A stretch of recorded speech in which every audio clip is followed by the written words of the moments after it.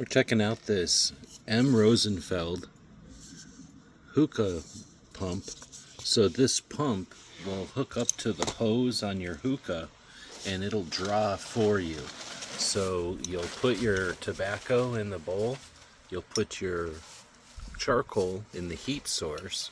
That charcoal will provide the heat for your tobacco, and then so you don't have to do the initial draw, you'll use this pump at the end of one of your hoses, and it's USB rechargeable. It also has a light display just like the hookah, and it's a great accessory for someone who has a hookah, or if you're looking to save some of that lung power. Hope this helps.